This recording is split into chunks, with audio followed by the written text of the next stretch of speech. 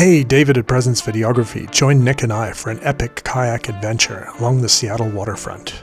We'll share the best highlights of our trip. Be sure to stick to the end, where we'll also share several tips on how best to enjoy this epic kayak adventure. We're at the 32nd Avenue West boat launch, just north of Seattle, and it's a beautiful day. We've got about 70 degrees. Wow, I just saw a big fish jump out there. Very light wind, maybe 1 or 2 knots, beautiful and sunny, no clouds to be seen, and looks like a beautiful day.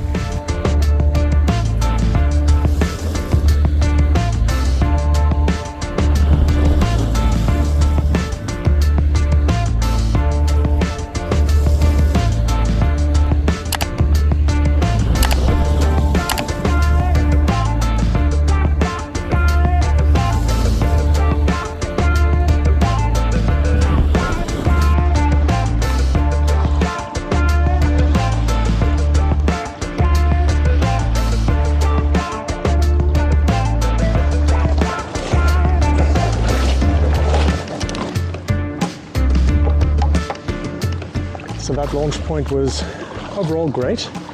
A little bit of a trek to carry down the beach, over the logs and down the beach. The beach is a little bit rocky, so it doesn't work well for a kayak cart, so it really helps if you have 2 people to help launch. Looks like there's several cruise ships in the harbor. Our adventure today takes us from our launch point, paddling along the shore of Elliott Bay, right near several huge cruise ships, along Centennial Park, then Olympic Park, and along the spectacular Seattle waterfront, all the way to the Great Wheel. Big fried egg jellyfish coming up on my right.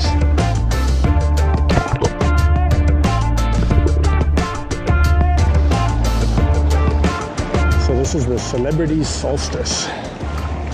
You really notice the enormous size of these cruise ships passing by them in a kayak. Let's check it out. Looks like it's got huge winches there. Maybe it's a fishing boat. Maybe it has huge nets. I think this on my right here is one of the Argosy cruise ships, just for day cruises, you know, around Elliott Bay. We're paddling 16-foot touring kayaks with rudders and dual bulkheads, which are perfect for these flat water conditions.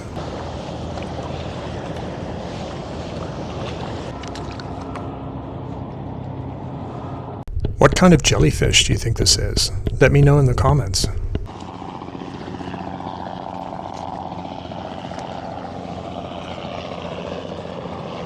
If you look at this kelp here, it's got crabs hanging on the end of each bulb. That's really interesting.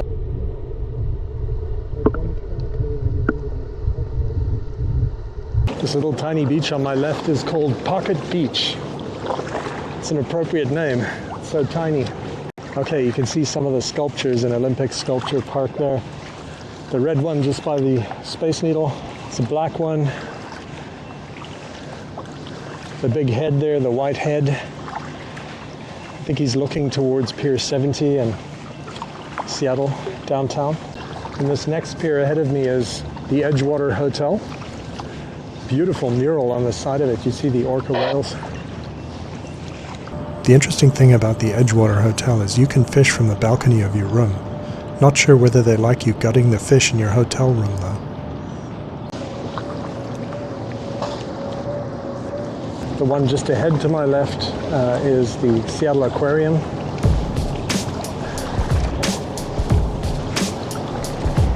And of course right behind it, directly in front of my kayak, is the Great Wheel. The outstanding views of the Seattle skyline and Great Wheel is definitely a highlight of this trip.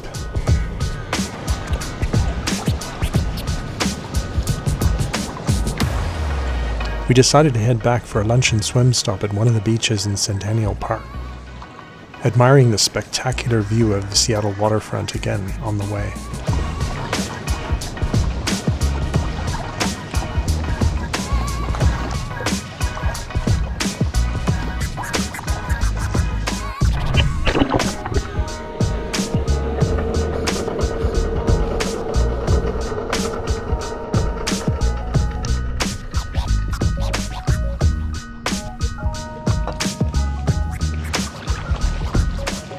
seagulls like sitting under here because they get out of the sun and they just relax.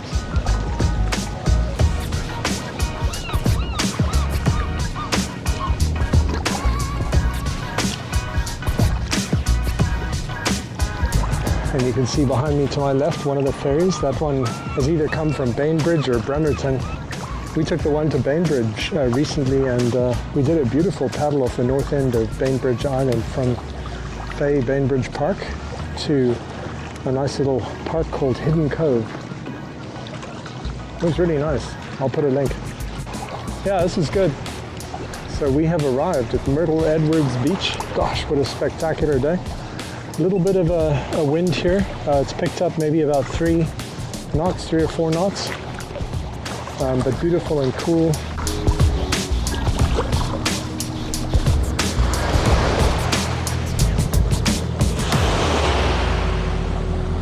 So what was your take on that paddle, Nick? It's pretty good for sea kayaking. Yep. I like it. Not too many waves. Wind was just right. Beautiful sunny day. Temperature's just right. I'm actually almost tempted to jump in the water. I think it's about 75 now, and sitting on this, so this is Myrtle Edwards Park, sitting on this beach between the two sort of rocky breakwaters, I guess. It's a bit sheltered here, so getting pretty toasty in the sun. But yeah, we're halfway back from the Great Wheels, so we've done 3/4 of our trip, and when we head back in the kayaks, we'll head to the north. And actually just in the distance you can see the marina just past the cruise ships. That's Smith Cove Marina. We're going to go around that, and our launch point is just on the beach on the north side of the marina there.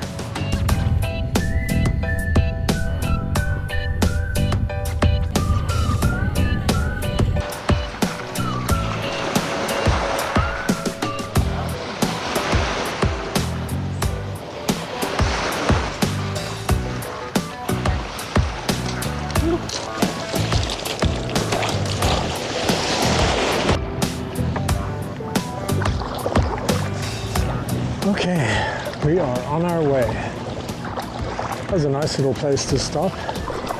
There's not that many beaches on the way on the Seattle waterfront, so that's definitely one of the nicer ones.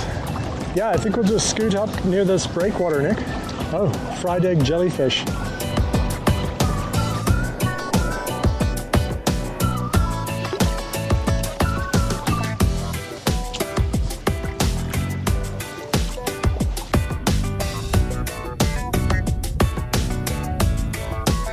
Thanks for watching.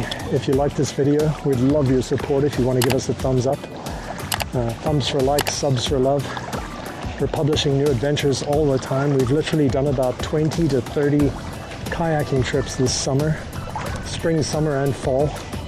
And we've got a huge backlog, so many more exciting trips to come. If you'd like to be notified as you release, go ahead and subscribe. A huge shout out to all of our followers. We've now got a channel just breaking the 1,000 subscriber mark. So huge shout out to all those that have subscribed. It's a huge help to our channel, helps it reach more people, helps us grow. So with that, thanks again. Happy kayaking. Be safe out there. Bye for now. To enjoy the best of this kayaking trip, be sure to launch and land near to high tide, or at least avoid low tide. This is to avoid having to carry your kayak over lots of rocky beach. There aren't many washrooms en route, so we used the washroom at Magnolia Park before launching. We didn't notice many currents on this trip, but keep an eye on the wind. We like to paddle in less than 5 knots of wind. If you do this trip in summer, bring your swimming gear to take a beautiful swim to cool off. If we do this trip in winter, we usually wear a wetsuit, or you could wear a dry suit for safety. There are limited parking spots at the launch point, so get there early. There's more parking further up along 32nd Avenue.